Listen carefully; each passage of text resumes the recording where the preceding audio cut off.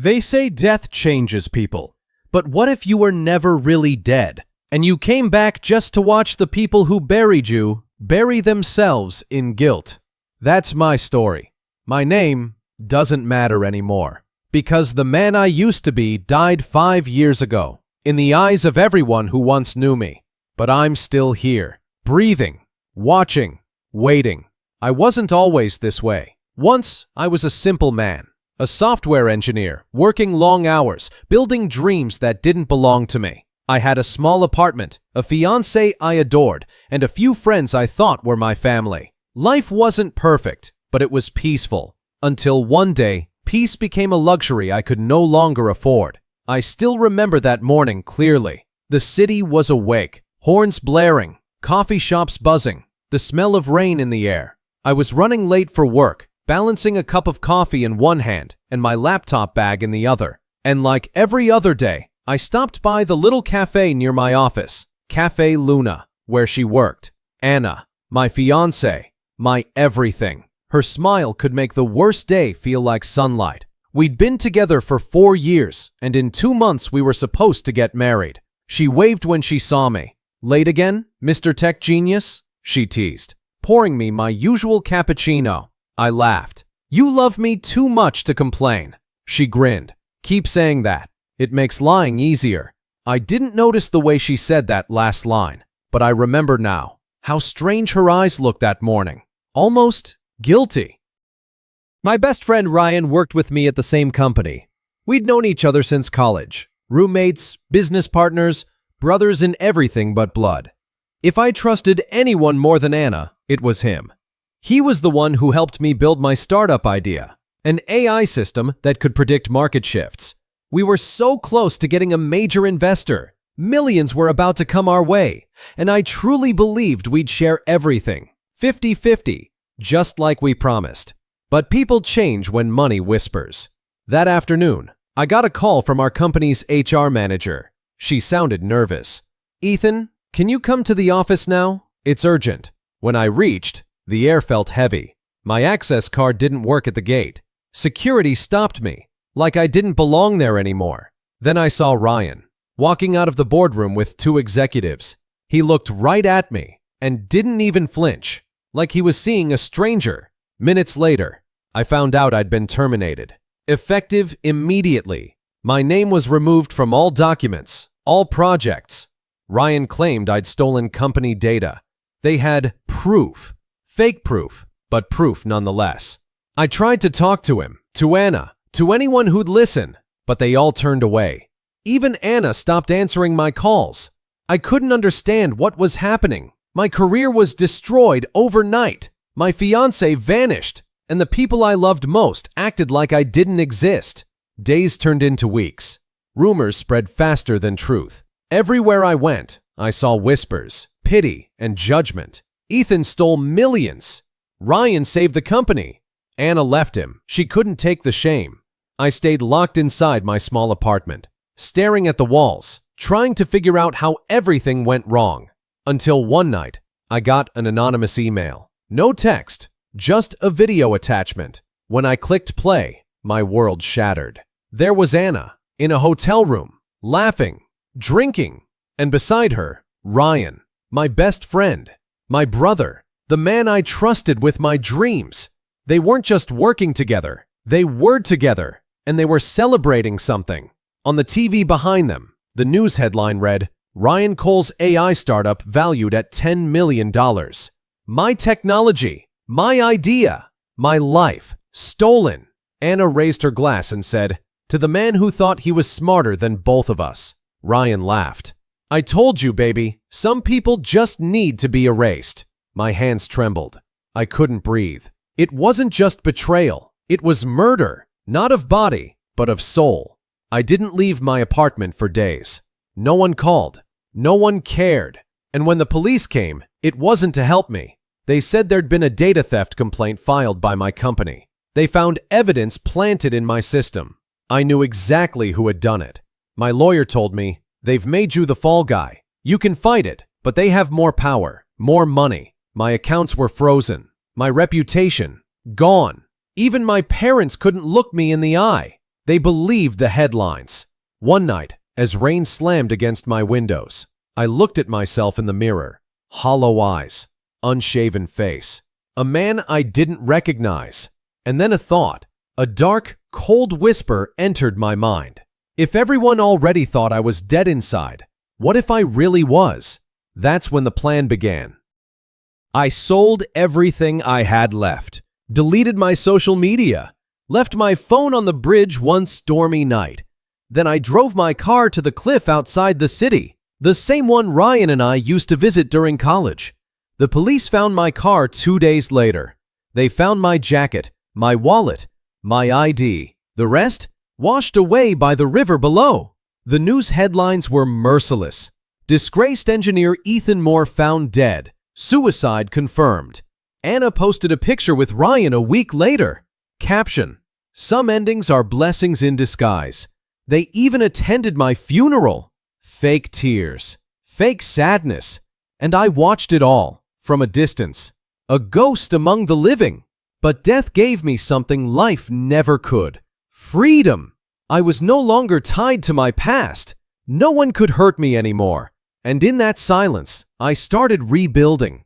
Not my life, but my revenge. For 2 years, I disappeared from the world. I moved to a coastal town under a new name, Daniel Reed. I worked quietly, using my skills to freelance online. Money came slowly but steadily. And while I rebuilt my identity, I also rebuilt my strength, mentally and emotionally. I studied Ryan's company, watched every move Anna made on social media. Their faces haunted me, not with pain anymore, but with purpose. They thought they had buried me, but they didn't realize I was the one digging their graves. I spent nights creating something new, a more advanced AI system, something so powerful that every investor in the market would kill to have it. And when the time was right, I'd use it, not for money, but for exposure. To destroy them not with violence, but with truth. It's been 5 years now. Ryan is rich, arrogant, and untouchable. Anna runs his PR firm, pretending to be the perfect wife. They live in a mansion built on the ashes of my reputation. But I'm back. And this time, I'm not Ethan Moore, the naive dreamer. I'm Daniel Reed, the ghost they created. And I'm about to make them wish I'd never died. They buried me with flowers and lies. They moved on, as the living always do. But moving on is easy when your conscience is clean. When it's not, when your peace is built on someone else's ruin, there's always a cost. I spent the first months after my death watching from the edges of their lives. Not with binoculars, not with rage-fueled stares from the dark. That would be too simple, too messy. I learned to observe quietly, like reading someone's handwriting to find the tremor. Ryan became the kind of man people wrote headlines about. He smiled at cameras, made speeches about innovation, and accepted awards in suits that cost more than my old apartment. He had the easy confidence of someone who knows the story everyone believes, and he loved it. Anna, she perfected the role of the supportive wife. Her Instagram was a glossy reel of charity galas, brunches, and perfectly posed selfies. She changed hairstyles, moved into better dresses, and never ever stopped smiling. What people didn't see were the tiny fractures, the half-angry comments tucked under photos, the way Ryan's hand tightened when he thought no one was looking, the nervous laugh Anna gave when a reporter asked about our old startup. Small things, none of them lethal, but enough. Revenge isn't the cinematic fireworks you expect. It's patient. It's a slow erosion. It's learning the architecture of the people you want to bring down. My new name, my new life, Daniel Reed, gave me access to corners of the world Ethan Moore never touched. I learned to be invisible in a room full of noise. While Ryan celebrated with investors, I worked as a consultant under small, quiet contracts. I made myself useful to people who had little to lose and everything to gain from being discreet. The first thing I needed was simple: information. Real, damaging information. Not the theatrics of a messy scandal, but the precise facts that would make their defenses crack. I started with Ryan's company. Product filings, investor agreements, Back-channel communications. I contacted a few old colleagues, not with threats or drama, but with subtle kindness, paying for coffee and listening. People let their guards down when you ask the right questions and never judge their answers. It was a year into my silence when I found a thread, a legal clause buried in a stack of merger documents that Rayan had intentionally deleted from the public folder. The clause showed a secret partnership between Rayan's company and a shell firm registered offshore. It was the kind of thing that could ruin an IPO. It was also the kind of thing that could be dismissed if you were careless. So I didn't publish it. Not yet. Instead, I began something smaller. I started with Rayan's brand manager, a nervous woman named Claire who handled his social media and investor relations. Claire's pride was her control of Rayan's image. If you took that away, Rayan would react like a man whose best suit has been slashed. One rainy morning, I sent Claire a package. Inside was a ribbon, red, tasteful, and a note. Even the brightest colors fade when the light is artificial. I signed it, a friend. It was nothing, but in a week, Claire's carefully curated feed started malfunctioning. Pictures posted with wrong captions. A tweet went out with a raw, unedited video of Rayan speaking off the record. A videotape of him admitting a private joke about erasing obstacles. The damage was minor, but it seeded doubt. Investors who once praised Rayan for control began to whisper about management issues. I watched the effect with the calm of someone who had learned to wait. Claire panicked. She called Rayan. Rayan cursed. They fired a vendor, blamed a junior intern. Small flames flickered. That was all I needed. With each small act, I learned more. Humans are predictable in their chaos. Under pressure, the mask slips. Friends exclude themselves. Spouses make excuses. People who once consoled me found new ways to justify their choices. Anna, for instance. She was always tidy, careful with words, but she had a flaw. She loved being admired. She loved public approval like some people love air. When Claire's mishap happened, Anna's Instagram garnered more likes overnight. Sympathy turned into applause. She thrived on it. I sent her a gentle nudge, not a threat, but a memory. A simple postcard. No address, only a photograph from our old cafe. The corner table where she had once told me she loved me. On the back, you chose new light. I hope it warms you. No signature, just the wind to carry it. She posted that photo with the caption, "Old places, new beginnings." Men praised her grace. Women commented that she had moved on. Coxswain of the sea of public opinion, she maneuvered expertly. Yet when she thought no one was watching, when she closed her laptop late at night, I could see through the posts. Her eyes, captured in candid stories, flickered in the raw light of doubt. They were fragile cracks, not breaking but widening. That was what I wanted. I didn't want them to suspect a man thought dead. I wanted them to feel the consequences of their choices without ever tracing it back to me. That required finesse.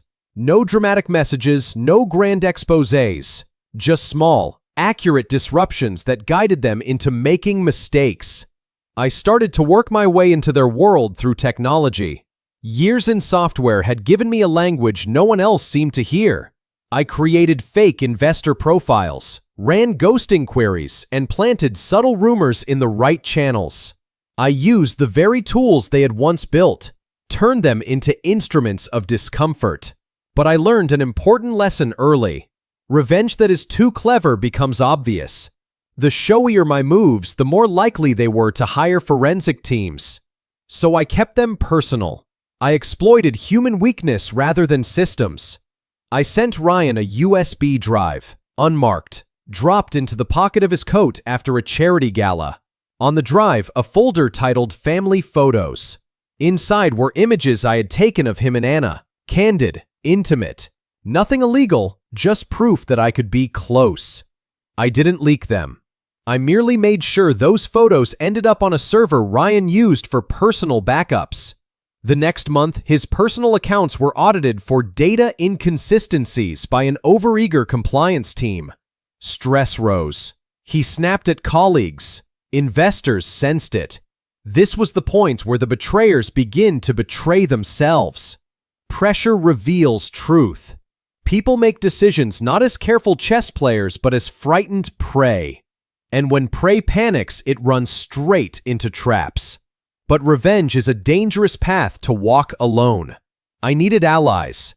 Not accomplices with their own agendas, but people who had lost because of the same people. I reached out quietly to a small group. An old intern fired unjustly, a vendor squeezed by Rayan's team, and an investor who had been cold-shouldered after questioning the offshore deal. They didn't know me as the man who had been betrayed. They knew Daniel Reed, the quiet consultant who listened without judging. To them, I offered two things: help and the truth. That money and influence were brittle if you knew where to tap. One of them, Marco, a vendor who had been cheated out of payment, had access to the supply chain Rayan used. Marco would feed me invoices that didn't match. The investor, Linda, had a suspiciously kind curiosity about legal loopholes and was happy to examine my findings. Claire, Rayan's brand manager, the same one whose feed I had sabotaged, began to stumble publicly. I offered her an anonymous tip that led her to a quieter consulting firm. She took it. She didn't know why, but it saved her career momentarily. And because of that gratitude, she later let small things slide on Rayan's side. People are predictable that way. A favor returned is a loyalty purchased. I refuse to call them accomplices in crime. They were people scarred in small, real ways by Rayan's choices. Helping them was not manipulation, but justice. Or so I told myself in the long, lonely nights. Months turned into another year. My attacks were small but consistent. A misfiled report here. A confidential email accidentally forwarded there. A whispered rumor in an elevator. Each one created a ripple. Ripples collide and become waves. Rayan began to show it. At investor meetings, his sentences trailed. He laughed too loudly at the wrong moments. He started arriving late to panels, blaming jet lag or programming delays. People began to question his leadership. Not outright, not yet, but doubt was a seed, and I had become a careful gardener. Anna began to look over her shoulder. She deleted posts, then reposted them. She texted friends in the night. Once, I overheard a conversation between her and a PR colleague. A short, sharp exchange about a suspicious contact. Her voice trembled. She said, "We did what we had to. He's dead. That should be enough." The colleague replied, "All of this could come back. You know that." That line, "it could come back," sounded like music to my ears. But with erosion comes danger. Erosion can be detected. When structures erode, inspectors come. When reputations erode, private investigators and compliance officers arrive. They are the parasites of the powerful. So I had to be careful to keep the trail untraceable. I used people's own inertia against them. I never carried the spark myself. I struck in places where their fingerprints were already present. What surprised me most wasn't their guilt. It was how quickly they began to betray one another. Rayan had always relied on a small circle that included a man named Greg, a vice president with a gift for numbers and a weakness for compliments. Greg wanted Rayan's approval more than his salary. He'd bend rules to keep it. One late-night ledger adjustment, Greg altered entries to match Rayan's story. He thought he was protecting the company. He was only protecting his own illusion of belonging. Anna, who loved applause, started to crave real control. She wanted to be more than a framed partner in photos. She pushed for decisions she claimed were for the brand, but many aligned with personal investments she'd made quietly. She began to cut corners. She began to hide transactions that, if found, would show her financial involvement in schemes designed to enrich the inner circle at the expense of investors and vendors. I watched as their web tangled. When one lie meets another, the knots only tighten. Stress and secrecy breed sloppiness. A password reused, a file mislabeled, an invoice sent to the wrong email. One night, an offer arrived in my inbox. A man named Victor, a mid-level auditor from Rayan's former accounting firm, attached a folder and wrote, "I think you'll want to see this. Call me." Inside was a document showing that Rayan's offshore partner had moved funds into accounts linked to Anna's PR firm. It wasn't explosive on its own, but to the right person, it was a ledger that hummed with corruption. To the court of public opinion, it could be a convincing chorus. To me, it was a tune I could use to lure them into singing the rest. Small acts can be private, but pressure pushes people toward the very thing that will break them. Visibility. They wanted, above all, to be seen as successful and untouchable. That hunger would be their undoing. I started to leak carefully. Not to media outlets with investigative teeth. Not yet. Instead, I seeded the rumors in investor circles, in niche forums where analysts brag about finding weak signals. I sent an anonymous note to a startup blog that had once championed Rayan. It included just enough documentation to make the editor curious. A scanned email, a partial invoice. The editor ran a small piece. Questions raised over startups' overseas ties. It barely caused a ripple, but the investors noticed. Rumors became inquiries.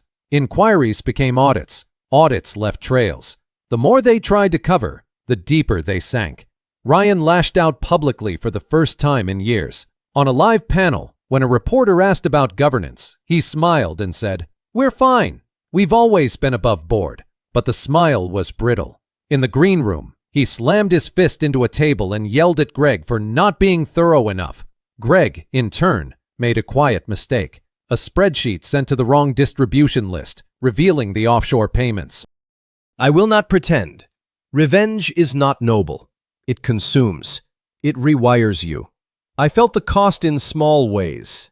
I spoke less to locals in the coastal town. I declined invitations to dinner. I watched sunsets with a calculation that had nothing to do with wonder. Sometimes, late at night, I imagined Anna's face when she would realize what she had done. Sometimes the image of Rayan, defeated, flashed across my thoughts and I slept less.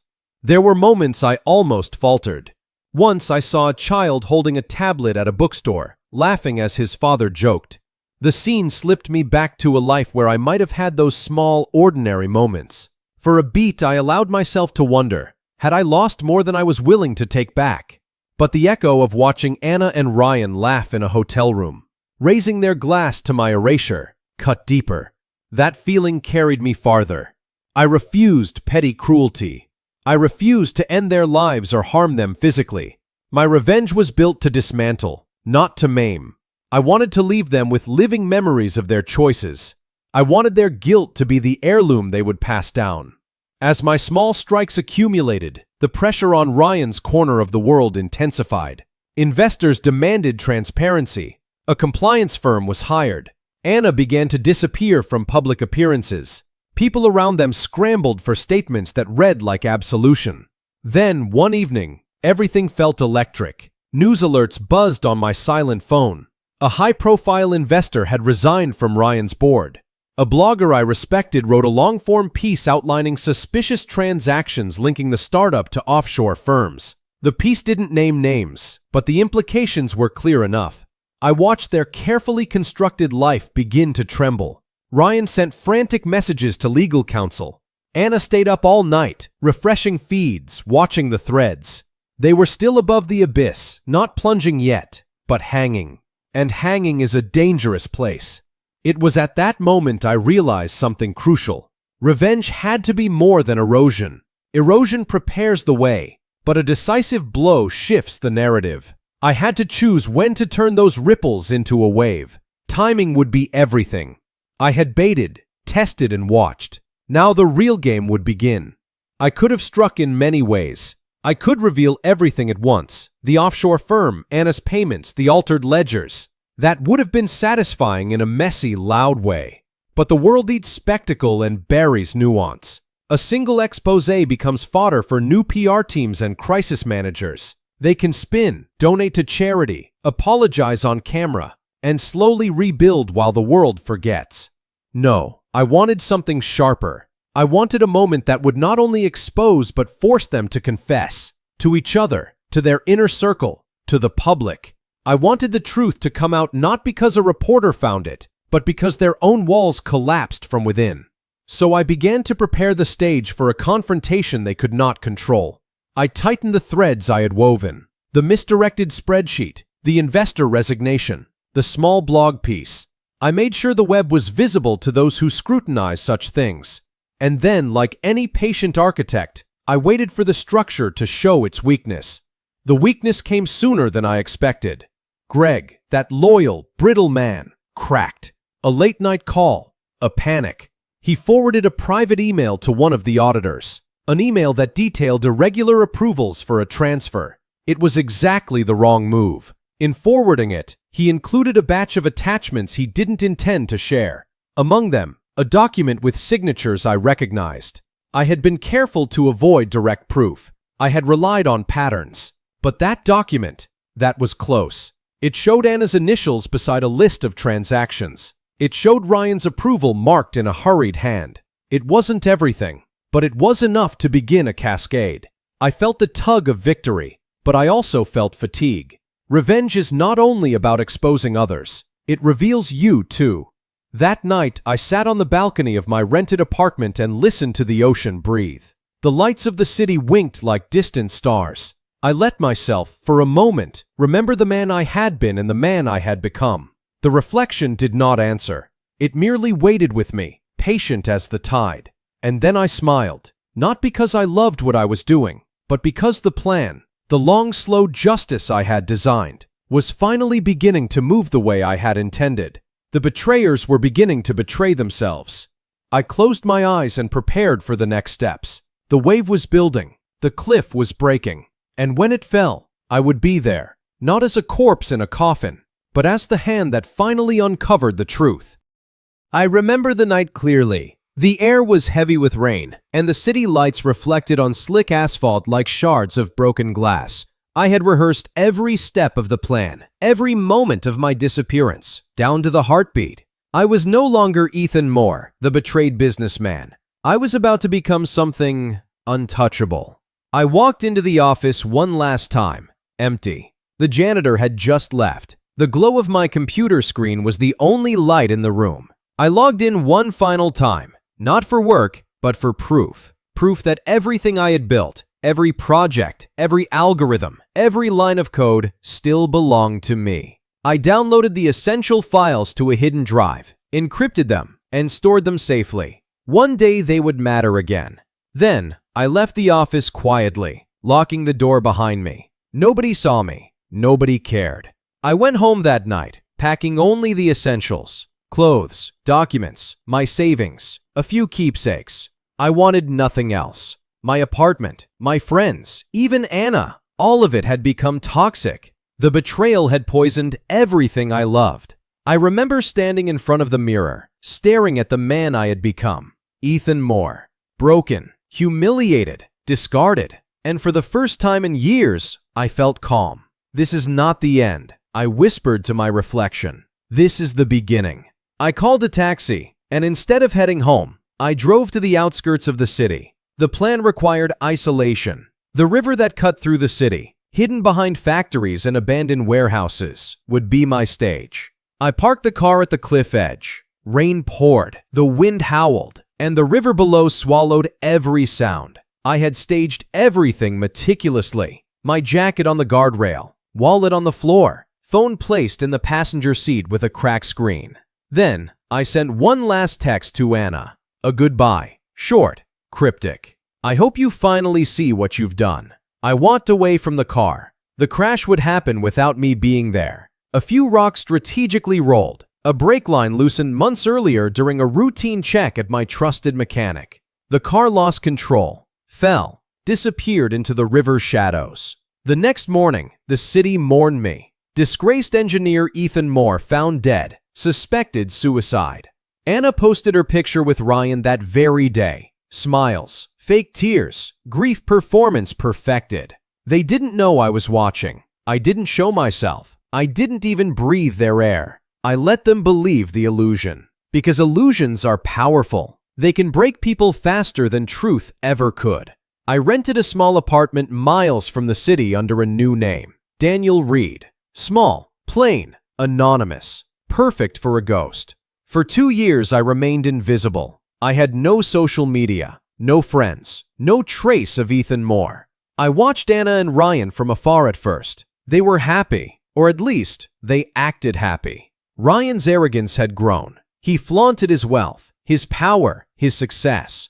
Anna had perfected the art of a public smile, hiding panic beneath the surface.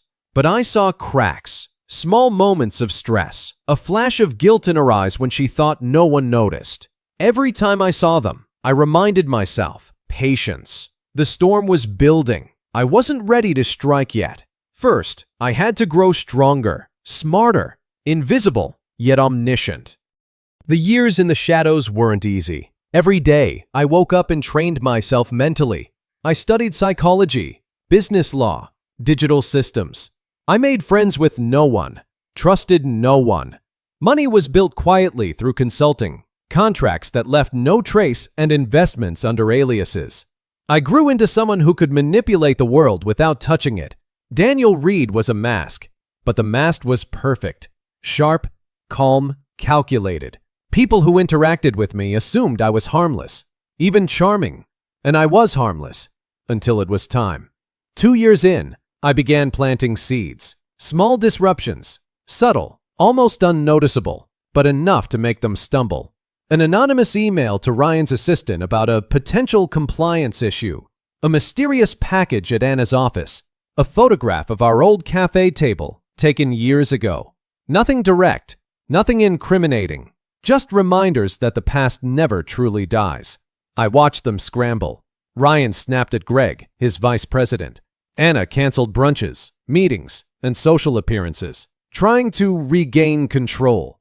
I never interfered openly. I let them create their own chaos. Revenge isn't about doing damage yourself. It's about letting the betrayer's own actions become the trap. I remember lying on the couch one night, looking at the rain sliding down my window. The city seemed peaceful, unaware of the storm I was preparing.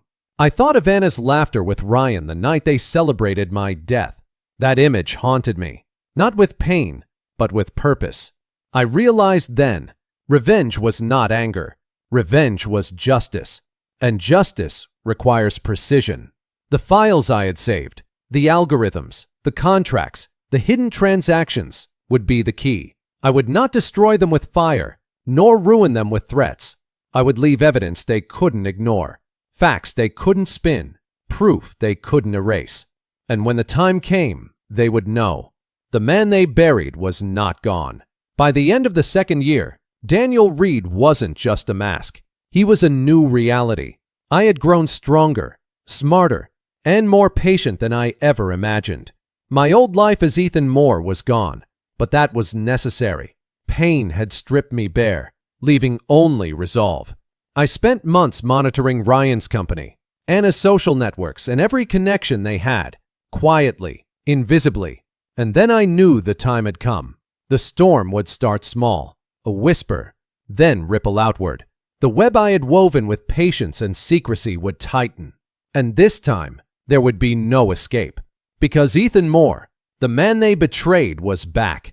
Not as a victim, not as a ghost, but as the hand that would finally deliver justice. Before I struck publicly, I tested them.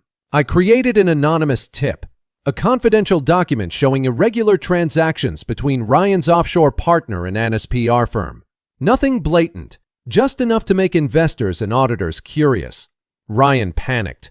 Anna doubted herself. They argued behind closed doors. Their stress became palpable. They didn't know I was the source, and that was perfect. The betrayers began to betray themselves. Every secret, every lie, every hidden agenda began to unravel, and I watched from the shadows, a patient predator, a ghost no longer feared, but soon to be known.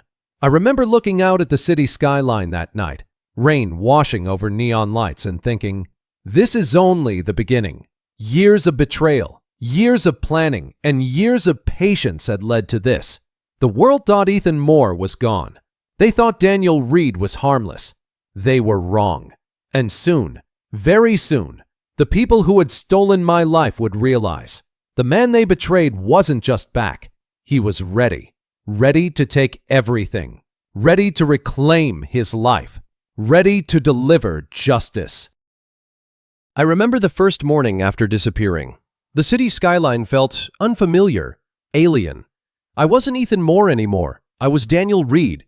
My reflection in the small apartment mirror showed a man with a calm, blank expression. Someone ordinary, someone invisible. I unpacked only what I needed. A few clothes, documents, a laptop. Everything else I left behind. Friends, family, memories, love, all gone. Pain was a luxury I could no longer afford. My life had to be rebuilt in shadows, piece by piece. In the beginning, it was hard. I didn't speak much. I avoided people. Every interaction was calculated. Even the simplest conversation could leave a trace, and I couldn't risk it. Every step I took, every word I spoke, had to protect the truth. Ethan Moore was dead, and Daniel Reed was real. I learned quickly that silence is more powerful than words. People reveal themselves in moments of casual chatter, in minor frustrations, in gestures no one notices. I watched. I listened. I recorded in memory, not in files. From this distance, I observed Anna and Ryan. Anna's charm had become sharper, almost predatory. She smiled at the cameras, but behind closed doors she whispered anxiously to Ryan.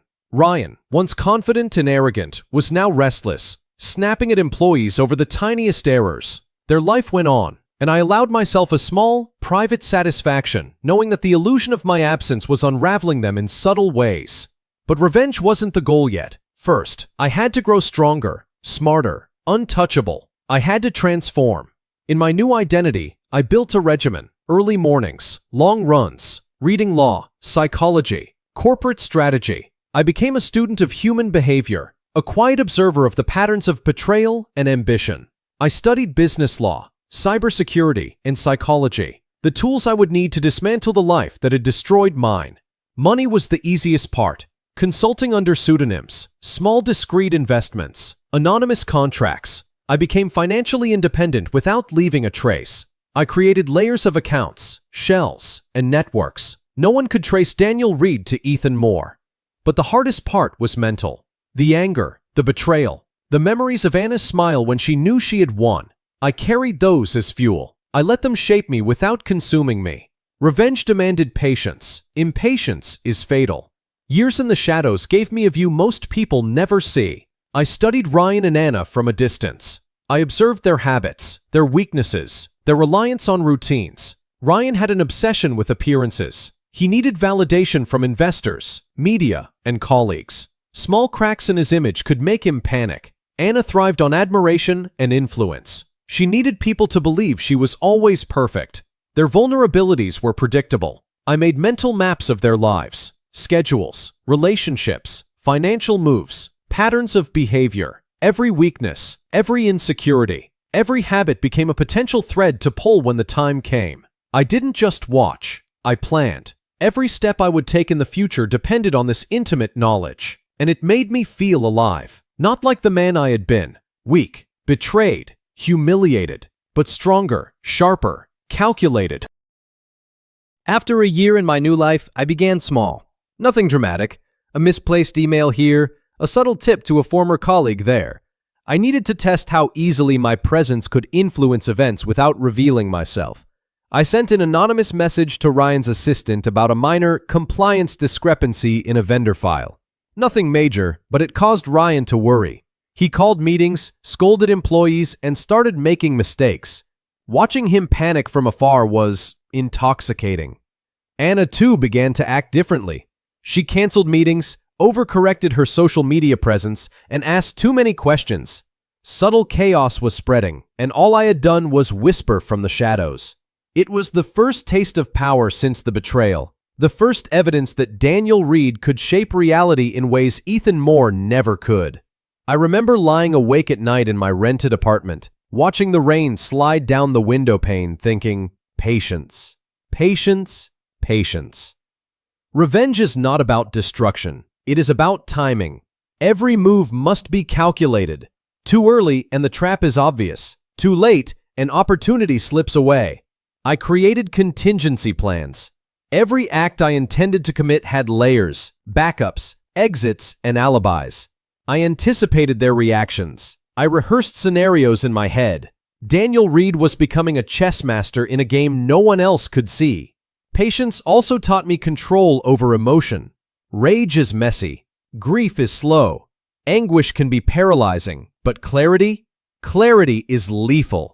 The longer I waited, the stronger I became. Even in solitude, I knew I couldn't act completely alone. I quietly reached out to those affected by Ryan and Anna's actions, people they had wronged, cheated, or ignored. There was Marco, the former vendor who had been denied payment for months. There was Linda, an investor brushed aside for questioning irregularities. I approached them not with vengeance but with opportunity. I offered insights, solutions, and subtle guidance. They didn't know Daniel Reed was Ethan Moore, the man who had suffered betrayal. They only knew someone who listened, who understood, who offered the right tools at the right time. Slowly, quietly, a network of allies formed. Together, in silence, we became a force they couldn't anticipate. Not yet, but soon. As years passed, I watched Anna and Ryan adapt to my absence.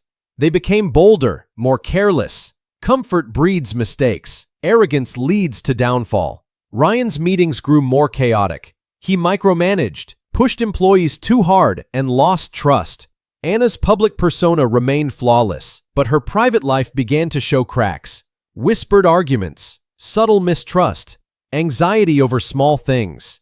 I realized then that the best revenge isn't visible, it's invisible. It seeps into their lives, erodes confidence, and forces them to act against their own best interests. The storm I had been waiting for was forming, and I didn't even have to lift a finger yet. By the end of the 3rd year, I was ready for the first deliberate move. Not explosive, not public, a whisper, a nudge, a ripple. I sent an anonymous tip to a small corporate blog that Ryan once admired. The tip contained a minor irregularity, a scanned document, a vague ledger entry, nothing direct. But it was enough to make a journalist curious. The effect was immediate. Ryan panicked, Anna fretted, investors noticed, questions were asked, subtle chaos unfolded. My pulse quickened, not with rage, but with the thrill of precision. I was no longer a victim. I was a shadow, a whisper, a force moving unseen, and they had no idea. Years in the dark had changed me. Ethan Moore was gone. Daniel Reed was real. I was calm, patient, and observant. I knew their lives, their weaknesses, their fears. I had allies who trusted me, and I had the tools to dismantle everything they had built on lies. Most importantly, I had control, and control is power.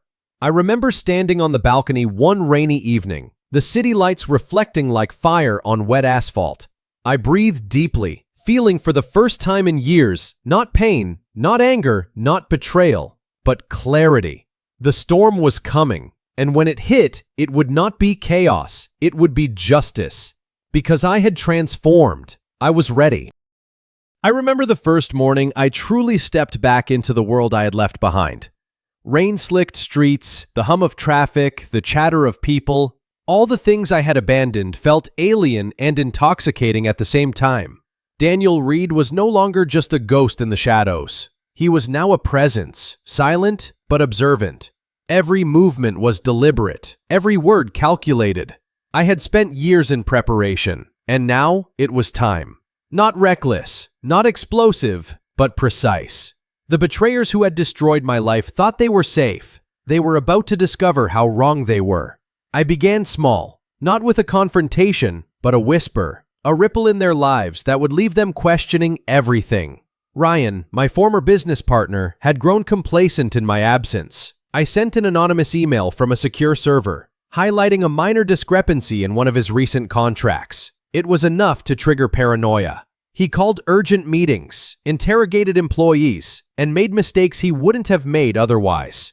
Anna, ever attentive to appearances, sensed the tension. She began micromanaging her social media presence and her public interactions. Subtle fear flickered in her eyes when she thought no one was watching. It was a delicate dance. I didn't need them to panic, yet. I only needed them to start unraveling themselves.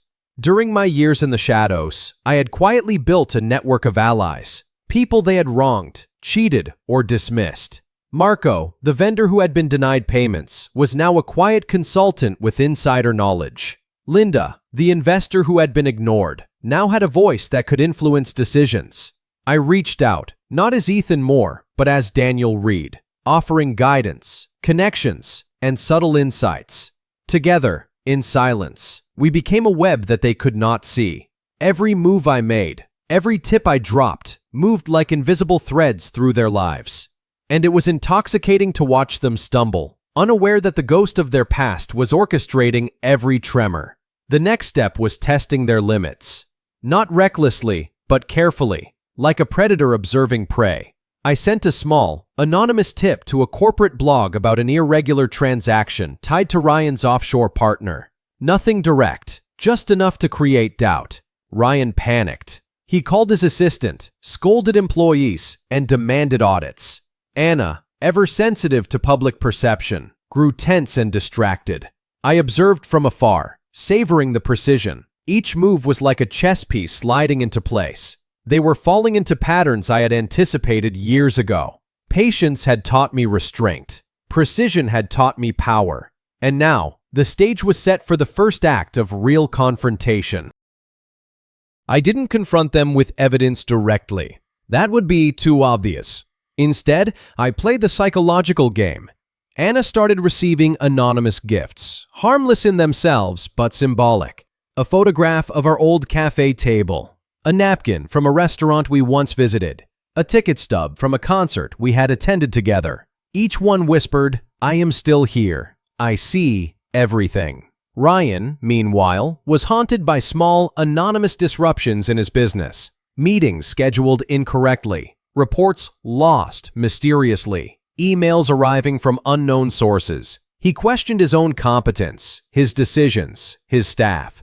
The beauty of revenge is not the act itself. It's watching the betrayers destroy themselves without ever knowing who is behind it. Months passed as I quietly orchestrated subtle chaos.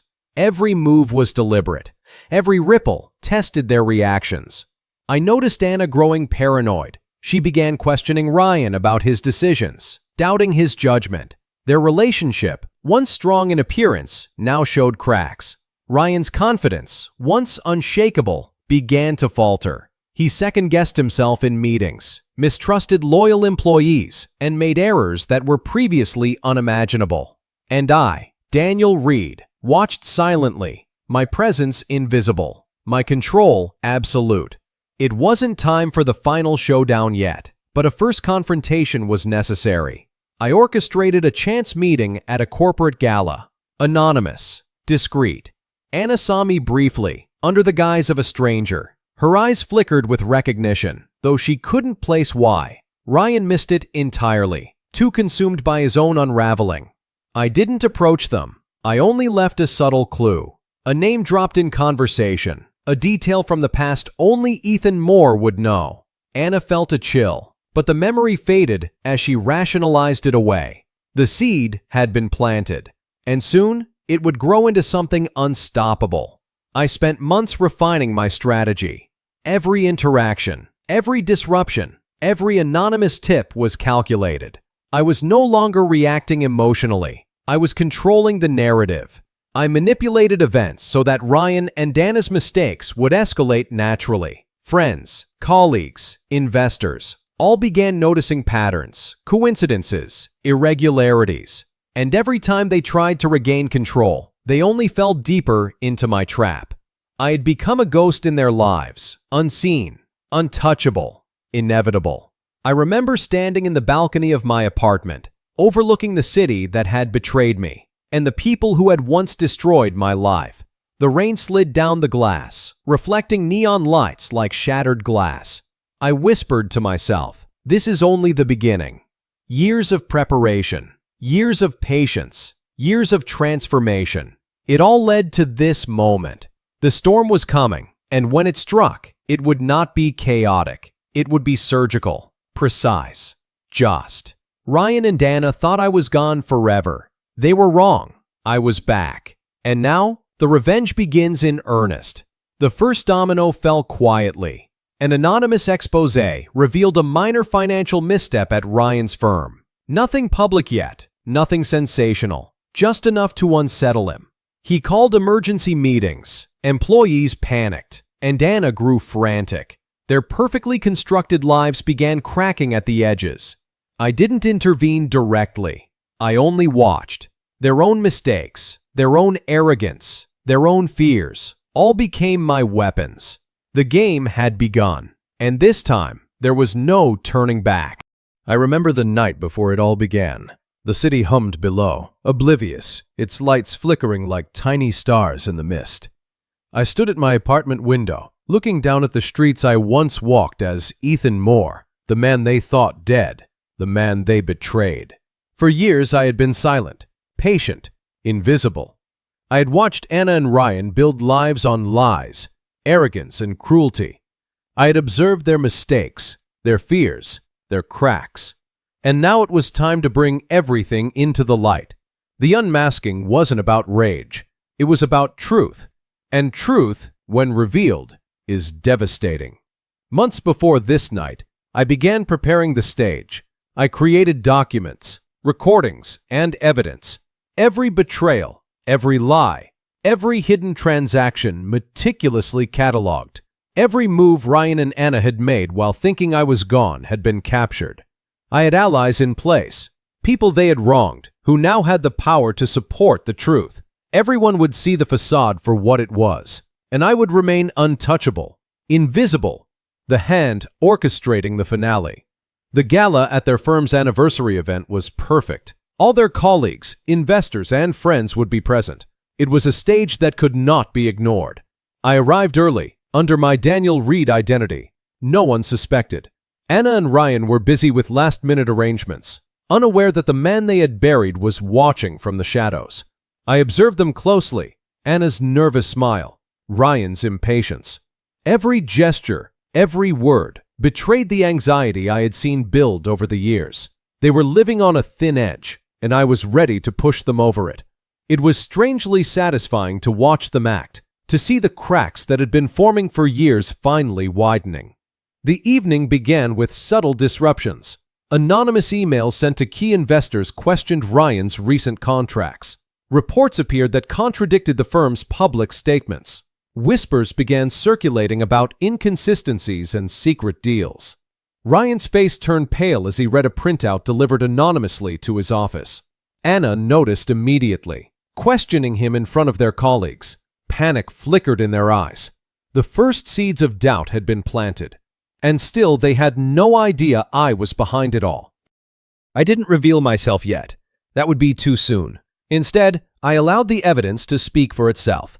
I distributed files, carefully curated, undeniable proof of Ryan's unethical dealings and Anna's manipulations. Contracts altered, hidden emails, financial misdeeds. Everything pointed to the betrayal they had orchestrated against me. Investors and employees began to question everything they thought they knew. Murmurs spread across the room like wildfire. The facade of perfection began to crumble. I watched silently from the corner. Daniel Reed, invisible, untouchable, yet fully in control. Anna finally noticed something familiar, a detail only Ethan Moore would know. Her eyes met mine across the room, suspicion flickering for a moment before she tried to rationalize it. Ryan, too focused on the chaos, remained oblivious. But the tension between them was palpable. The cracks were no longer small. They were deep, threatening to split everything apart. I decided it was time for the first direct confrontation. Subtle, psychological, yet undeniable. I approached their office quietly, under the guise of a consultant. "Daniel Reed," Anna whispered, her voice shaking. "Do I know you from somewhere?" I smiled faintly. "Perhaps. But what matters is the truth you've ignored for so long." And with that, the games began in earnest. I didn't need to shout, threaten, or attack. I used the mind, the most dangerous weapon. Every question I asked, every word I uttered, forced Anna and Ryan to confront their actions. Every detail I revealed was a mirror of their betrayal, a reflection of their cruelty. Anna's facade of composure cracked under the pressure. Ryan's confidence shattered with every inconsistency revealed in front of their colleagues.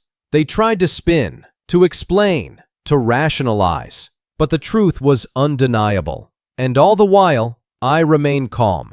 I was the orchestrator, the observer, the phantom whose absence had caused all this chaos. The culmination came when I released the final piece, undeniable proof of their betrayal and manipulation.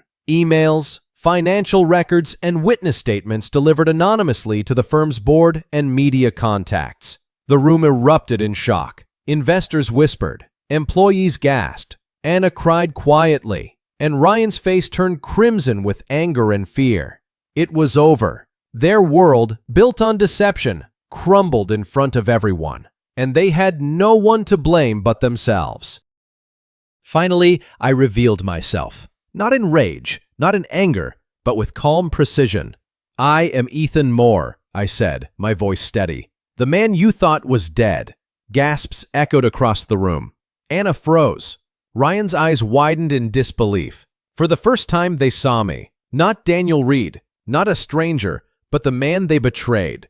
The weight of their guilt, fear, and shock was immediate. Their reactions confirmed years of planning had been worth it.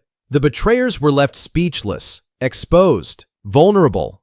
I did not humiliate them beyond what their actions demanded. I did not destroy lives unnecessarily. I let truth and consequences do their work. Ryan was removed from his position by the board, under scrutiny from investors. Anna faced public scrutiny for her manipulations. Their power, built on deception and arrogance, had collapsed without a single act of physical revenge from me. It was justice, precise, calculated, and complete. I watched quietly as they realized the magnitude of their failures. And in that moment, I understood something profound. Revenge is not about rage. It is about reclaiming control, restoring balance, and leaving the guilty to confront their own actions. I stepped away from the chaos, walking into the rain outside, feeling a sense of calm I had not known for years. The storm I had prepared had finally hit, but it was not chaos. It was resolution. I thought of the years in the shadows, the patience, the planning, the transformation. Every sacrifice, every moment of isolation had led to this. I was no longer a victim. I was no longer haunted. I was free. And as the rain washed over me, I whispered to myself, the past may have betrayed me, but it did not break me. And now I am whole. I remember the moment I finally walked away. The city sprawled below me, lights flickering like distant stars. The streets alive with lives that seemed so small yet meaningful. Anna and Ryan's world had collapsed. Their empire, built on betrayal and arrogance, lay in ruins. But I did not gloat. I did not revel in their downfall. Revenge had been my instrument, yes, but now it had served its purpose. I felt no satisfaction in seeing them suffer. True satisfaction comes from peace, the kind you earn by reclaiming yourself, not by destroying others. I took a deep breath and stepped away from the chaos, leaving them to confront their actions. Years in the shadows had changed me, not just in skill, but in spirit. The pain of betrayal, the isolation, the loss, all of it had forged a new me. I had walked through darkness, learned patience, and discovered strength I never knew existed. And yet, I knew that holding on to rage would have destroyed me. Revenge is sweet only when paired with wisdom. It is fleeting if consumed by bitterness. I allowed myself a moment to remember who I was. Ethan Moore, not the man they betrayed, but the man I had become. Resilient, patient, and whole. I reclaimed what truly mattered, my identity, my dignity, and my sense of purpose. The files I had saved, the business strategies I had developed, all of it could have been tools of vengeance. Instead, I used them to rebuild my life quietly, under a new identity that allowed me freedom and security. Friends I had made in the shadows became true allies, not because they owed me, but because they respected honesty and integrity. For the first time in years, I felt connected, not manipulated. I realized then that life could be rebuilt, not by destroying others, but by strengthening oneself. I thought often about Anna and Ryan, about how betrayal can warp human behavior. Betrayal is not just a moment of dishonesty. It is a crack in the foundation of trust, a corrosive force that spreads quietly, often unnoticed until it is too late. But I also understood something important. Betrayal does not define the betrayed. It is merely a challenge to rise above, to grow stronger, and to reclaim what is rightfully yours. Their downfall was not my pleasure. It was justice. And justice, unlike vengeance, is precise, purposeful, and morally sound. In the quiet moments, I reflected on everything I had endured. The heartbreak, the humiliation, the years in isolation. Every moment had been a lesson.